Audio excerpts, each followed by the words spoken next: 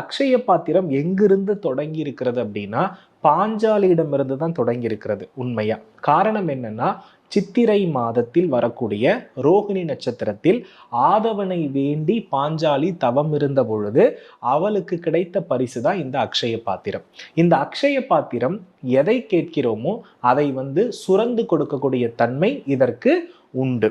அப்போ இந்த இடத்துல நம்ம நல்லா ஒரு விஷயத்தை புரிஞ்சுக்கணும். சூரியன் ஆட்சி தன்மையில இருக்கார், சந்திரன் உச்சத்தினுடைய வீட்டில் இருக்கார், ராகுவுடைய நட்சத்திரம் அப்படின்னு வரும்போது ரோஹிணி நட்சத்திரத்தில் நின்று இருக்கிற நேரம் அப்படின்னு எடுத்துக்கிட்டோம்னா சூரிய சந்திர ராகு சேர்க்கை அப்படின்னு நம்ம இதை எடுத்துக்கலாம். இந்த சேர்க்கைக்கு கேட்டதையெல்லாம் கொடுக்கக்கூடிய தன்மை என்று பொருள். அப்ப அந்த அக்ஷய பாத்திரத்துல என்ன கேட்கிறோமோ அது நமக்கு உடனே கிடைக்கும். அப்ப இந்த கிரக இணைவை நாம எப்படி எடுத்துக்கலாம்னா, சூரியன்னா அப்பா, சந்திரன்னா அம்மா. அப்ப அக்ஷய திருதியில மறக்காம தாய் தந்தையருக்கு பாத பூஜை பண்ணணும்.